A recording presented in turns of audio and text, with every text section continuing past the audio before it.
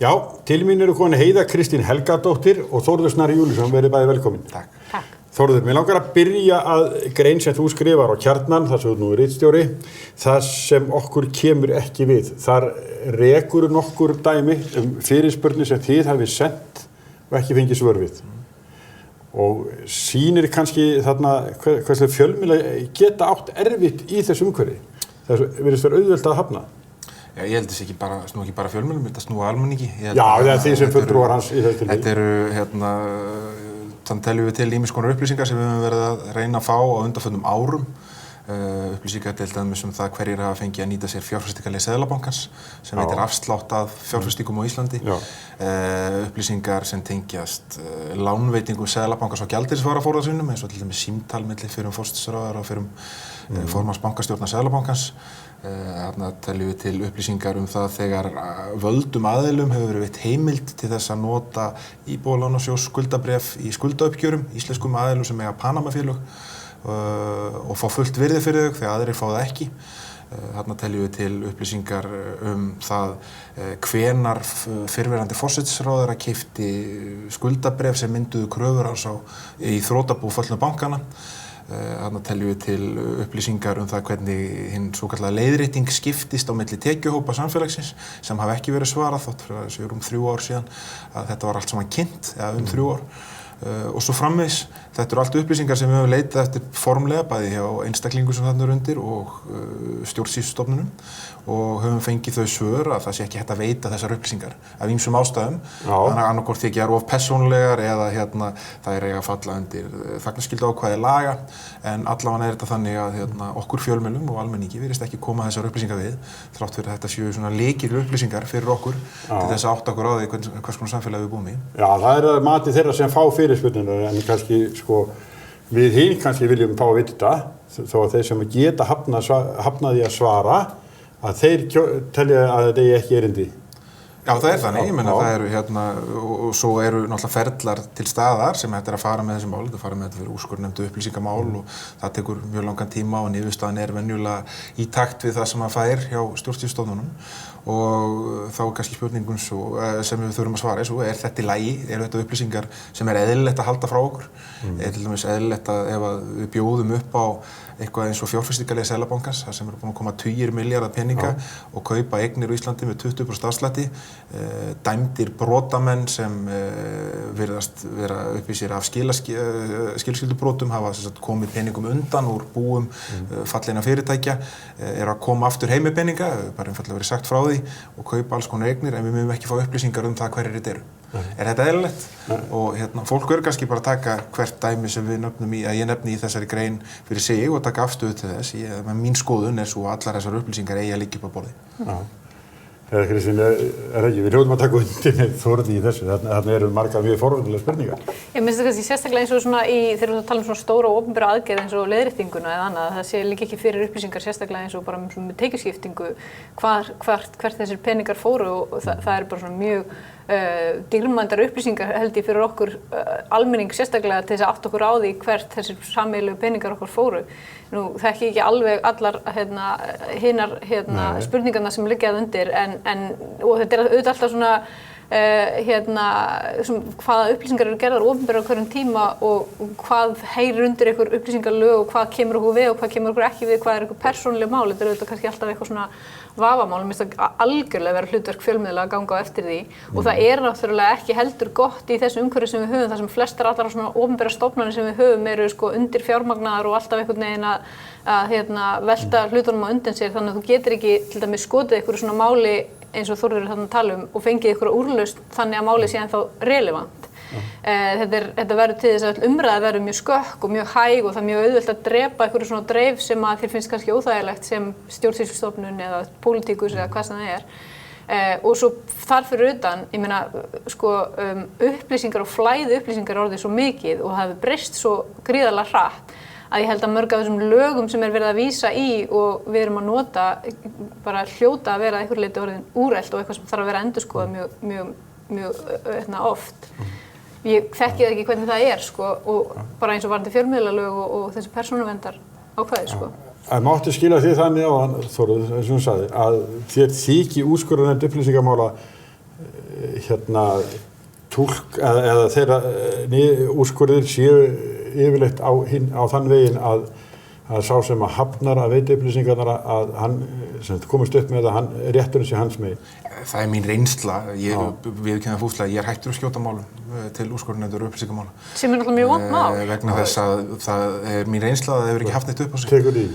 Ég nefnt dæmi, árunum fyrir hrun þá leituðum við ítrekað eftir upplýsingum að fá aðgang að gögnum einkavæðingu bankana og í kjölfar opinberana til dæmis einkavæðingu íslenska aðalverktaka sem var þeim síðan ólögmætt í Hæstarétti Þar voru vegna málshöfðunar, einkamál sem var höfðað, þá urðu ýmis gögn aðgengileg í gegnum þá málshöfðun og sýndi alveg ótrúlega hegðun þeirra sem fóru með þau mál fyrir hönd ríkisins.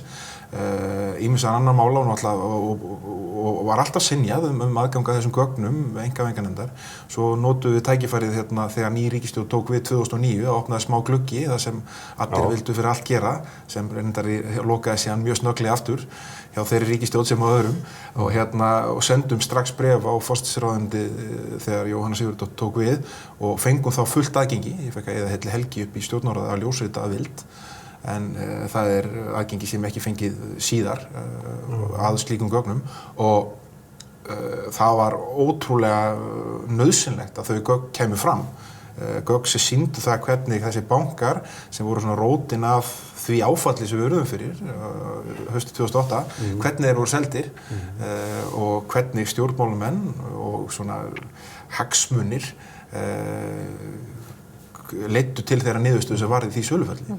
En ég held líka bara að því að við erum alltaf að díla við þetta vandamál, hvað við erum ótrúlega fá og lítil, að mikilvægi þess að hafa sem flesta hluti fyrir opnum tjöldum og opna miklu meira fyrir okkur heldur en mörg önnur samfélög vegna þess að tengslanet fólks og geta þeirra til þess að koma árásinu töluvert vel fyrir borði og fela sig á baku eitthvað ramma eins og eitthvað lagaramma eða það bara við séum svo fá að þessum alltaf stofnunarnir okkar búnar að hann mjög sterkur, þetta element mjög sterkt hérna. Ég algjörlega sammála þessu og ég held að það sé líka mikilvægt til þess að við þurfum ekki einhvern veginn að treysta á túlkanir þeirra sem eru undir á því sem hefur átt sér stað, heldur við getið tekið eigin afstöðu út frá gögnum og staðreyndum.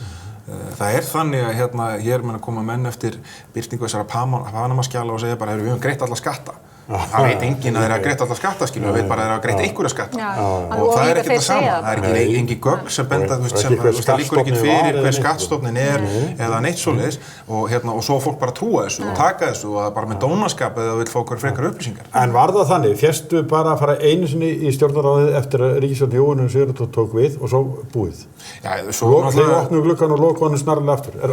Svo voru ósk eftir alls konar öðrum upplýsingum. Ég meina það var að endurskipuleggja allt fjármálakerfið, það var að endurskipuleggja bara eiginlega allt efnahagskerfið og samfélagið og í því ferli voru ósk eftir alls kyns upplýsingum og lentum á miklum veggjum þegar hjá þeirri ríkisstjórn alveg eins og við höfum lent á þeirri sem núna og stjórnsýslu, þetta ekki bara pólitíkusar, þetta líka bara embættismenn sem eru bara búin að taka þess afstöðu að þetta kom okkur ekki við. Nei, þetta bara mjög sterkt það ákveðin ótti í kerfinu við að ef þú opnar á eitthvað þú veist, þá verður eitthvað keðjuverkun þannig að þú þurfir að opna fyrir svo margt annað og þú ert ekki alveg viss hvað af því verður óþægilegt. Ég held að þetta sé að heilbrigðasta sem getur gert. Það að opinbera sem mest af upplýsingum, þannig að fólk viti sem mest hvað þeir að gera og stjórnkerfið að gera og geti þá veitt í það aðhald sem á að vera. Ég held að þetta leiti betri vinnubragða og betri samskipta og meiri traust milli almennings og stjórnmálamanna og þeirra sem vinna í stjórnsýslu. Ég held að þetta sé það sem ég segi. Þetta það sem svona heimurinn okkar að verða og við erum bara svo vönuð í orðið í dag að fá upplýsingar strax og geta leitað og geta googlað, skilur við. Og það ennþá bara eftir stórt element í sérstaklega í stjórnmálakerfinu finnst mér að fólki sem bara áttar sig ekki á því að Google til, sko. Þannig að Google gleymir engu. Nei, eins og við mörgum óvart, en á eftir sest hjá mér Sigurður Ingi Jóhannsson forsætisráðherra og það að óbreyttu, ég skilja þannig, að það verði kosningar í lok október. Og hvað sjáið þið fyrir ykkur? Hver verða helstu átakamáli? Það eiginlega svolítið erfitt að segja, finnst mér.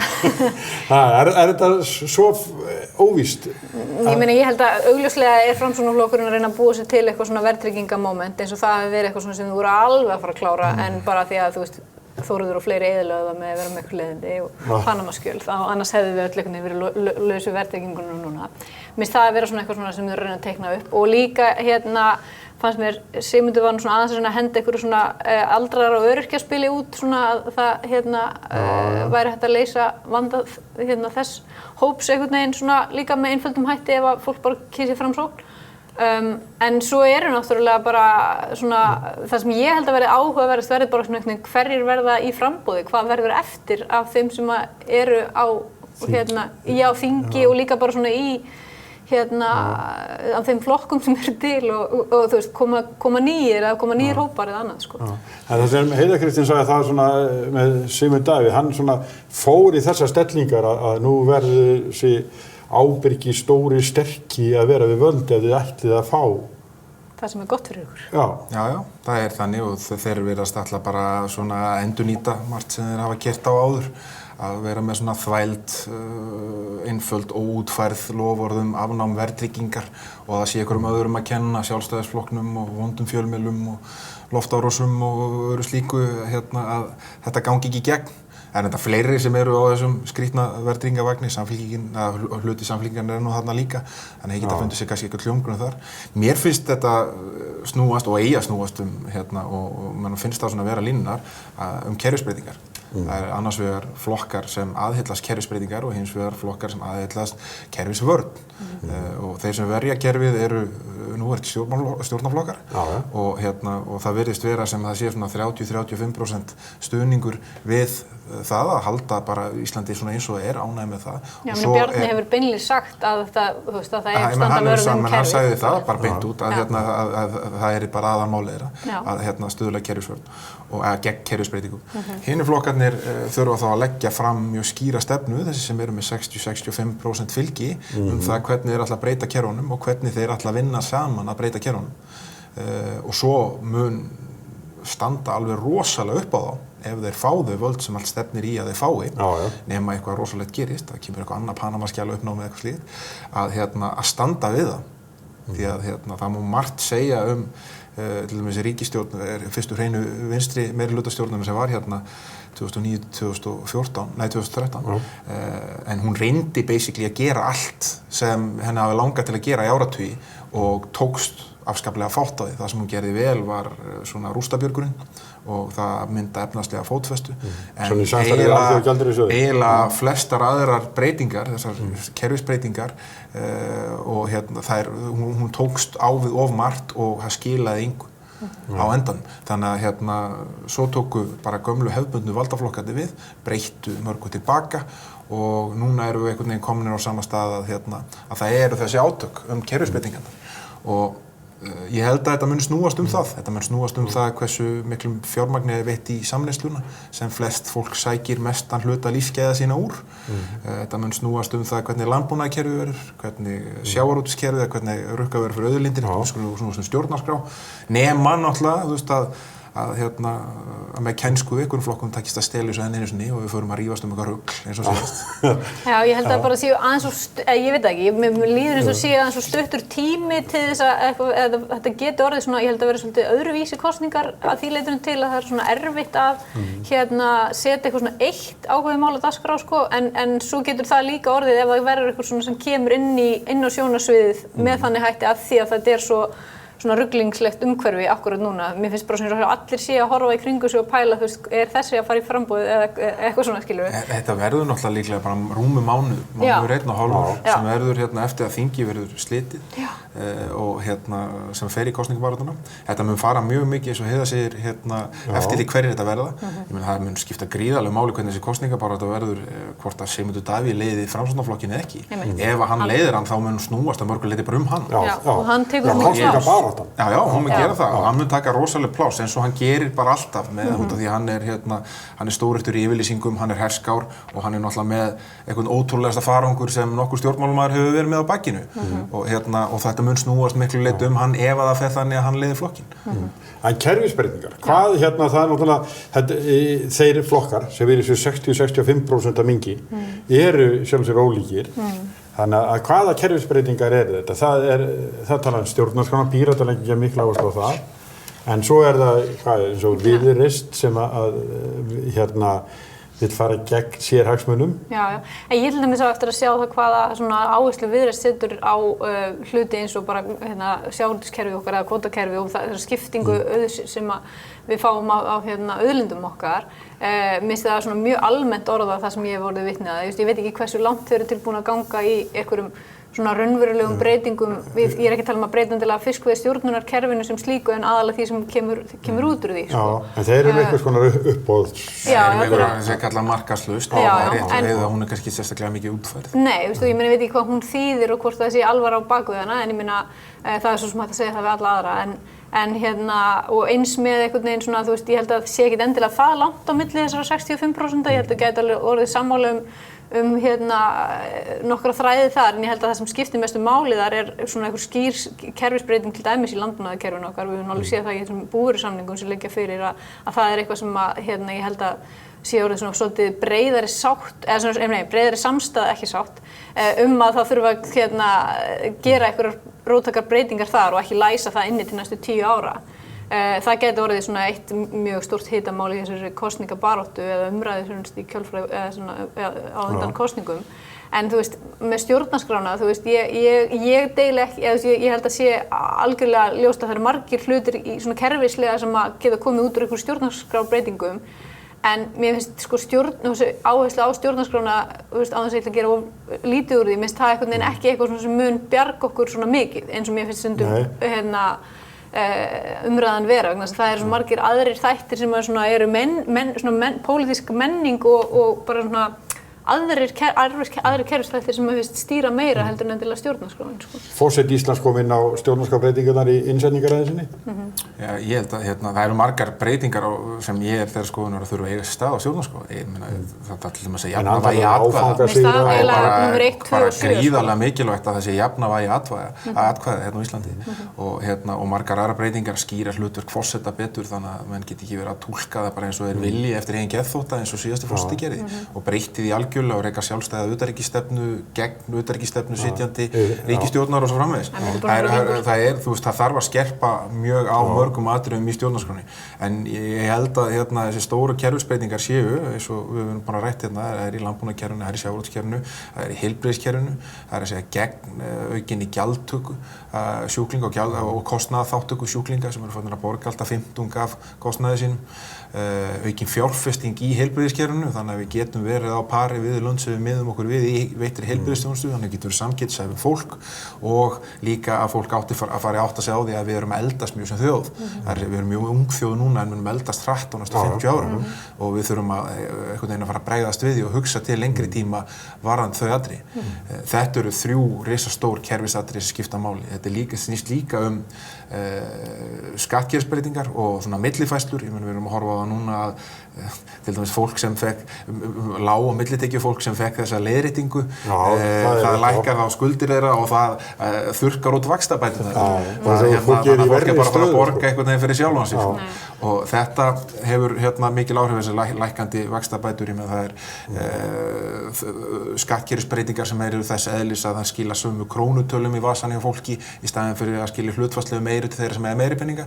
Þannig að hækkun persónuafsláttar í staðinn fyrir það að afnema einhver þrep. Ég held að þetta séu kerfisbreytingar sem fólk er að horfa á svona dagstæðarlega í lífinu. Mér finnst líka einn svona breyting sem ég held að verða eiga sér stað, hún hefur líka áhrifin að koma svolítið mikið í ljós með þessari aukningu ferðamanna. Það er þessi tekjuskipting milli ríkis og sveitarfélaga. Að sveitarfélög eru algjörlega geta bara ekki brugðist við neinum vandamálum sem uppkoma, eins og til dæmis bara auknum fjölda ferðamanna á bæði minni sveitarfélög og þessi stærri. Að því það hafa enga tekjurísórsar til þess að sækja í og mér finnst svolítið svona skökk mynd gefin í sérstaklega inn á Alþingi yfir því bara hvað sko þrýstingurinn og hann er mest út í þessum sveitarfélögum og það sem að fólkið býr og þar koma kröfurnar. Þú ert svolítið fjarlægur þegar þú ert inn á þingi af því að þú ert einhvern veginn bara svona í þessari stóru mynd uppi sko og mér finnst svona að því að svona daglegt líf fólks fer einhvern veginn svolítið fram á þessu stjórnsýslustigi og þar eru mjög fáir möguleikar til þess að auka tekjur eða stækka einhvern veginn kökuna. af því það allt svo bundið við að þú veist, ríkið sé sátt við það eða gefi einhvern veginn niður, sko. Ég held að við erum líka bara að fara að hugsa þessi kerfi hvernig við erum að skipta þessum stjórnstigum upp. Meina við erum rétt sem Heiða segir að sveitarfélög verða að fá stærri hlut og öll sveitarfélög, meina sama hvar þau eru í vanda nánast, nema einhver örfá sem reka litla þjónustu og sækja hann annars staðar. Eða eru með eitthvað svona stóriður eða virkjanir innan sína vébanda og fá að íbúa og lifa í eitthvað svona eins og eitthvað svona einhver Mónakó inn í Íslandi. Á höfuðborgarsvæðinu sjá þetta mjög skýrt. Það eru mörg sveitarfélög sem að sinna lítilli þjónustu og fólk sem að sækja bæði vinnu og aðra þjónustu til Reykjavíkur sem að standa undir til dæmis stórum hluta félagslegri þjónustu. Eða Reykjanesbæjar sem að standa undir að fólk að flytjast þangað vegna lágs íbúðaverðs og félagslega þjónustu hluti lendi þar á sveitarfélag sem síst þarf á því að halda, sem bara í gríðarlegum fjárhagsvanda. Og við þurfum að fara að endurhugsa þetta allt saman og hugsa til hvers eru þessi kerfi svona. Eru þau til þess að einhver svona pólitískir hagsmunir geti komið sér fyrir í þeim eða eru það til þess að þjónusta fólk og er það gott að þjónar það hagsmunum okkar borgarana að við séum með öll þessi sveitarfélög á höfuðborgarsvæðinu eða væri kannski skynsamlegra að sameina þau og skipulag geta heildrænt. Þannig að þjónustan yrði jöfn fyrir alla. Þannig að við varum ekki með eitthvað svona eins og Seltjarnarnes, einhver eigin hitaveitu og með lægra útsvar og nýtir sér alla þjónustuna og vinnur í Reykjavík. Ég hef áður fjallað skiptingu heildartekna milli ríkis og svo sveitarfélaga annars vegar og ég man ekki þessa tölu lengur en við skerum okkur mjög frá hinum Norðurlöndum til þess að sveitarfélög minna stjórnsýslustigið hefur mikið meira umleikis heldur en hér. Hér aftur eins og núna bara fréttir af því að sveitarfélögin eiga flest bara í vandræðum. En ríkissjóður aftur, hann bólnar út. Já, bara góðum bólnum. Það rosalega ólíkur staður að vera á að vera, þú veist, að sýsla með einhverja fjármuni í sveitarfélögum í dag heldur en hjá ríkinu. Því það er líka eitt sem er svona undirliggjandi stóri bleiki fíllinn í þessum kosningum að það er þjóðarbúið stendur mjög vel og það hefur í raun og aldrei staðið svona vel bara, ég kann ekki að vita hvenær það var síðast því að málið. Ég held sjálf að segja að aldrei staðið svona. Já, þannig að það eru margir sem eru spenntir að komast í þessa kjötkatla, og á móti kemur, svo ef þú ert sveitarstjórnarmegin, þá eru allir að berjast í bökkum bara við að sinna sínum daglegu verkefnum og þetta er rosalega ólík staða og það er ekkert verið að ræða það einhvern veginn að þetta einhvern veginn að fara niður, þetta eru sameiginlegir sjóðir okkar beggja vegna, Já, en mér finnst það líka, í komandi kosningar, að einmitt þessi sterkastaða ríkissjóðs, að þar koma þeir sem vilja óbreytt kerfi, vilja halda því sem að þeir eru að vara við að kjánarnir komið stað og allt fari hér til fjandans.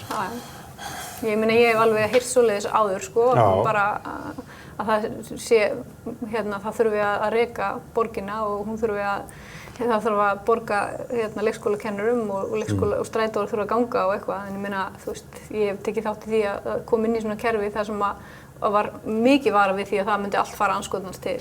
En þú veist, þetta er ekki eins og þetta sé þannig að flest þessi hlutir ganga nokkurn veginn eins og þeir eiga að ganga og ég held að það sé ekkert annað en hollt fyrir íslenskt samfélag eins og að fá fleira nýtt fólk inn í stöður sem áður hafa verið uppteknar af fólki sem á sér langa sögu algjörlega óháð í hvaða flokkum þeir eru af einhverjum hlutum sem þeir eru að reyna að passa að einhver fatt ekki eða einhver sjá ekki.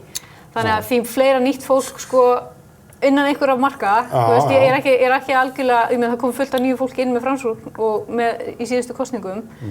En þú veist, þessi orðræða við að, þú veist, einhvern veginn að fíflin með ekki koma... þessi stóri trausti verður að vera. Og gæta þessu búi. Þessi staða sem við erum að horfa á í dag kannski tilkomin vegna 3 hluta. Í fyrsta lagi hún afleiðing af því að við settum neyðarlög og lokuðum landinu og tókum þá til okkur öll tól það að ákveða hvernig við ætlum að hleypa þeim sem við höfum tekið lán hjá fyrir hrun út úr landinu aftur og þeim sem keyptu skuldir þeirra. Og það hefur skilað þeim árangri með því að við höfum verið í gegnum 3 ríkisstjórnir gripið til alls konar aðgerða og skilað þessum árangri sem hefur skilað á endanum að við sitjum uppi með skuldléttan ríkissjóð og sama tíma hefur það eitthvað gerst þrátt fyrir stjórnvöld frekar en vegna þeirra og það er ekkert bara núverandi stjórnvöld heldur þau sem voru undan að hér fylltist alltaf makríl og við fórum að mókveiða og á sama tíma urðu við einhvers konar trend í túrisma og þarna koma þessar tekjur. Núna eru ferðaþjónusta allt í orðin þriðjungur af útflutningstekjum okkar og og komu upp úr sko, 16-18% var það 2010 sko. Þannig að þarna breytingin og það að einhverjir nýir komist í stjórn mun ekki valda því að hér verið stofnað til einhverja stórkostleira skulda eða skuldasafnana. Það mun einfaldlega bara breytast áherslun og það hvernig tekjum ríkisins verður ráðstafað. Það raunverulega fyrst og síðast það sem mun gerast. Það engar forsendur fyrir því í svona efnahagslífinu sem það núna að hér fari einhvern veginn allt á hliðina. Það eru engar forsendur fyrir því. Ekki eins og það var síðast, það enga svona áhætta eins og bankarnir voru á sínum tíma í kerfinu sem geta kollvarpað kerfinu. Núna þetta bara einfaldlega þannig að við taka eitthvað stjórnvöld og þau munu bara koma sínum áherslum á það hvernig þau eyða peningum. En þau munu hins vegar ekki eyða peningum einhvern veginn umfram það sem þau geta. Ég hef enga trú á því. Nei, það sem ég er að segja, sko, ég sá viðtal Ingvar Hrafns Jónssonar á INN við Sigmund Davíð Gunnlaugsson og þá talaði hann einmitt þetta. Það skiptir máli hverju stjórna. Við höfum ótrúlega góð tækifæri en það er mjög auðvelt að klúðra þeim. Það að ég held að þessi stemning verði líka í kosningabaráttunni. Já. Og ég meina þetta er alveg svona, þetta er bara svona ákveðin óttastjórnun, skilur, þú að reyna að láta fólk verða stressað yfir einhverju sem það þekkir ekki. En ég meina ekki hefði okkur getað órað fyrir því hvernig, forsætisráðherra tíð Sigmundar Davíð fór og var, skilur ég get ekki sagt að það sé einhver glæstur ferill þar sem mér hafa alltaf liðið eins og ég var undir styrkri stjórn einhvers stórkostlegs leiðtoga, skilur ég meina það hefur aldrei verið eins mikil óvissa og óráðið andrúmsloft einhvern veginn og bara svona rugglingur í gangi. Þetta líka bara svona, þetta típiska óöryggi frekjakallins að þurfa alltaf að vera að benda á okkur aðra í staðinn fyrir það að leggja áherslu á það sem þú stendur fyrir. Þú ætti alltaf að benda á hvað aðrir eru slæmir í staðinn fyrir það að þú getur bara staðið með því sem þú stendur fyrir og leyft öðrum að draga ályktun það hvort sé betri eða verri en sá stendur við hliðina. En það er eitt mál sem við erum búin að tala mikið pólitík en allt í lagi, en það er eitt mál, það er með verðtrygginguna, við tölum aðeins áðan, en svo þegar við skoðum hvað fólki kýs, eða er þetta sem þetta, kjósa með fótunum, að þá er það bara þannig að fólk meginhlutinn tekur jafnvel Íslandslánin, þessi löngu 40 ára verðtryggðu lán og sama tíma er umræðan það að banna þetta sem þá alveg gegn vilja fólksins í því ástandi sem við erum í. Eðlilega vegna þess að hvaða opsjón hefur það í dag? Það hefur ekkert við, eða þú hefur annarkvort þá að taka hin lánin sem eru, fyrir flesta dýrari vegna þess að þú ætti að leggja meira fram mánaðarlega og ég held að flestir svona venjulegir Íslendingar eru einhvern veginn bara í þeirri stöðu svolítið svona mánuð fram á mánuð að láta þetta græjast, sko. Og eftir ef þú getur lækkað þá mögulega mánaðarlegu greiðslubyrði eitthvað niður, þá tekur það þann slag, sko. Það einblína á verðtryggingu sem vandamál er svona dálítið eins og kenna pennanum það sem þú skrifar. Vandamálið er krónan og peningastefnan. Það er það sem skapar þessar aðstæður sem verður. Verðtryggingin er raunverulega bara tæki sem til staðar til þess að lækka mánaðarlega greiðslubyrði og gera fleirum kleift að koma þaki yfir höfuðið í þessu svona sjálfseignarstefnu dæmi sem við höfum verið að reka hérna. Fjármála- og efnahagsráðuneytið er búið að reikna það út að ef að 40 ára jafngreiðslulánin eins og svokölluð Íslandslánin verða bönnuð, þá er 40% þeirra sem er að taka þau í dag mun ekki standast greiðslumat. Þá erum við að taka það er neyðarástand á húsnæðismarkaði í dag vegna skorts á framboði og þá erum við að fara að taka ennþá fleiri út úr þeim möguleika að koma þaki yfir höfuðið ef við ætlum að fara að banna þetta. Svo er alltaf verið að tala og blása upp þetta loforð afnám verðtryggingar og þetta eins og ég sagði á hann, þetta er ekki bara Framsóknarflokkurinn, Samfylkingin hefur lagt fram frumvörp þess efnis líka. Þetta var allt sameiginlegt, þetta var algjörlega óútfært og ég veit ekki ennþá hvað neitt af þessu fólki sem tala mest þetta á við þegar talar afnám verðtryggingar. Á það við, ég meina svo lasum við grein núna í vikunni sem Gunnar Bragi Sveinsson, sjávarútvegs- og landbúnaðarráðherra og Elsa Lára Arnardóttir, þingmaður Framsóknarflokks skrifuðu. Þar lögðu þau fram leiðir til þess að draga úr vægi verðtryggingar og í rauninni voru þetta tvær leiðir. Í fyrsta lagi það að láta áhættuna sem er af verðbólgu skiptast á milli lánveitanda og lántakanda. Og horfum aðeins á það. Þetta hljómar rosalega vel fyrir fólk að bara látum bankann taka hluta þessu. En ok, hver eru lánveitendur íbúðalána á Íslandi í dag? Það er Íbúðalánasjóður, hann er 100% eigu Íslenska ríkisins, hann er stærsti lánveitandi, hann lánar bara verðtryggt. Það eru viðskiptabankar, 2 af 3 eru eigu Íslenska ríkisins og hann á hlut í 3. Og fyrir utan þá er þetta lífeyrissjóður sem er eigu sjóðsfélaga og að sjá til þess að við fáum borgaðan lífeyri þegar við erum gömul. Þannig við erum að færa áhættu yfir á þá, þeir eiga að borga hluta af skuldum þeirra sem skulda verðtryggt. Þannig við erum þá að taka afmarkaðan hóp sem skulda verðtryggt og ríkið og lífeyrissjóður, þar segja við öll hinn eigum að borga hluta skuldunum meira. Þetta er lausnin sem við erum að bjóða upp á þarna. Þannig að svo getur fólk tekið afstöðu til það hvort að þetta sé sanngjarnt eða ekki. Hin lausnin var það að taka húsnæðisliðinn út úr vísitölunni sem ákveða verðbólgu og meðan það þá væri verðhjöðnun núna ef við tekur hann út og það þýðir þá einfaldlega að þeir sem skulda, þeir væru þá að græða á því að skulda. Þannig að skilaboðin með báðum þessum leiðum sem þau eru að bjóða til þess að draga úr vægi verðtryggingar er það að borga sig að skulda. Þú græðir alltaf á því að skulda. Skuldaðu helst sem mest því að þá gefur ríkið þér eitthvað tilbaka ef allt fer til fjanda sinna. Þú tapar engu ef allt gengur vel. Þetta er eitthvað svona það á enginn að bera ábyrgð á því hvað við höfum komið okkur upp svona erfiðu peningakerfi. Það er alltaf einhver annar sem á að díla við það. Við ætlum ekki að horfa á vandann eða við ætlum ekki að tala um hann, við ætlum ekki að gera neitt í honum. Við finnum bara eitthvað svona útfærslur sem að gera okkur kleift að bara vaða áfram í þessu stöðu og ég meina eins með þetta hlýtur sérstaklega eins og ef við ætlum að fara að deila áhættunni meira á lántakan, ég meina þá hlýtur hann að fara að horfa meira í það hverjum hann er að veita lán sem að aftur lánveitandar. Já, þú veist, þá mun aftur takmarka þá sem er að fá lán, þú veist, og þá verður ennþá til stærri hópur sem getur ekki á þessu húsnæði. Ég er fyrstur til þess að segja, þú veist, mikið vildi óska þess að byggja með samfélagi sem eru lág lán og fólk geti eignast húsnæði sitt skemmri tíma og vaxtastigið væri eðlilegt, en ástæðan fyrir því að það ekki er svo að við kjósum að reka örmynt í haftaumhverfi með þá peningastefnu sem við erum með. Og þetta er afleiðingin af því. Ég meina það er búið að vera verðbólga á Íslandi er búin að vera undir verðbólgumarkmiði Seðlabankans frá í febrúar 2014. Hún er 1,1%. Samt eru stjórnmálamenn að öskra fjallstoppum það að verðtrygging sé vandamál. Horfðu bara á töku lána. Að Íslendingar taka verðtryggð lán í umvörpum í dag. 80%, rúmlega 80% af öllum lánum sem við tökum, sem við veljum að taka, eru verðtryggð. Það er bæði vegna þess að margir hafi ekki efni á að taka óverðtryggð lán og líka einfaldlega vegna þess að meðan verðbólga er lág eins og hún er núna, þá bara borgar það sig. Það er það sem ég ætla að segja, miðað við það að verðbólgan er kannski rétt rúmt 1% og vextir hvað á verðtryggð lánum er 3,5% eitthvað? Svona frá svona kannski 3,5 og upp í 3,7-8. Já, að þá hefur okkur bara ekki í langa tíma boðist hagkvæm lán. Ef þú setur þetta inn í lánareiknivélarnar. Er ekki rétt? Það er bara þannig. Og ég meina, þú veist, það er þessar aðstæður eru eina af þær boðlegustu sem hafa verið í íslenska efnahagssögu. Það er að segja fyrir lántakendur, en það eru samt ekkert boðlegar. Nei, miðað okkar forsendur. Við erum þá að borga alveg fáránlega háa vexti miðað við önnur lönd í kringum okkur. En þetta er þú veist, meðað við að við ætlum að reka þetta kerfi, við ætlum að reka þennan gjaldmiðil, við ætlum að reka svona peningastefnu, þá er þetta bara einfaldlega afleiðingin að því. Og það einblína bara á afleiðinguna og segja að hún sé vandamálið, það er óábyrgt og það er alveg tvenns ekki með því að reyna annarkvort skilja þessi stjórnmálamenn sem tala svona ekki þetta mál og það hræðir með pingulítið eða hitt sem er verra, þeir skilja það en þeir eru vísvitandi að reyna að blekkja fólk. Já, og standa vörðum þetta kerfi. Það var það sem kom svo bersýnilega í ljós í þessu Panama-skjölum öllum saman. Það eru 2 þjóðir í þessu landi.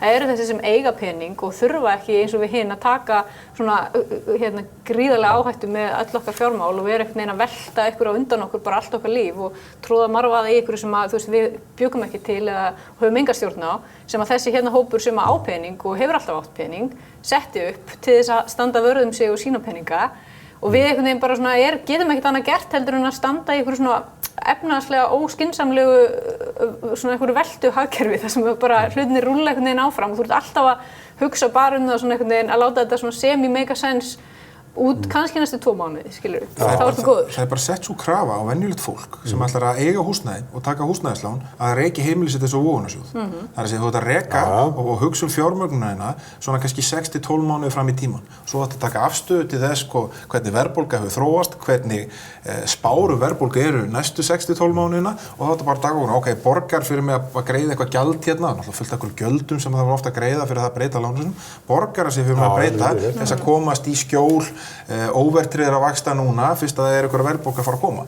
Þetta bara Ég held að það séu fæstir sem hugsa þetta samt svona Nei, ég ítrekað. veit það, en það eru bara, þetta er svona, ef þú ætlar að spila þetta og þannig þú ætlar að fá eitthvað raunhæft út úr þessu, þá er þetta krafan sem er sett á þig. Og eðlilega er, flest venjulegt fólk fjarri því að geta kannski hugsað svona, vegna þess að það hefur einfaldlega ekki þekkingu á þessu. En svo er þetta breytilegi vexti líka, því að verðbólgan, sko, og verðtryggðu láninu með breytilegu vöxtum, með að verðbólgan fer af stað, þá er það líka, þá sko, hækka. Það fær þetta tvöfalt í Já, þannig að það er ekkit. Við erum bara alltaf í ykkur rússneskri rúllettu og vona að þetta blessist, þú veist, og þú veist, bara það sem ég fannst allavega algjörlega koma bersýnilega í ljós í þessari afföru allri þannig í apríl var bara svona, það svona slettist framan í andlitamanni enn og aftur að það eru bara svona 2 hópar í þessu landi. Og ég held að þeim mun meira svona úr þessum hinum hóp sem er hér á borðinu sem fer og einhvern veginn fyrir að taka ábyrgð á samfélaginu og taka þátt í stjórnmálum og reyna svona bera það að breyta þessu og þessum kerfum sem við erum að tala sem eru mýmörg og ekki bara stjórnarskrána, þetta eru svo mörg svona kerfi sem við erum búin að koma okkur upp, þeim mun betra. Og ég hef bara fulla trú á því þó að það asnist inn alls konar svona furðuleg tímabilin á milli að það sé betra heldur en að halda kerfinu í einhverju læstri hliðarlegu þessa hóp sem að hefur haldið utan völdin áratugum saman, sko. En hér er verið vendita. Þórður Snær og Heiða Kristín, þakka ykkur fyrir komuna.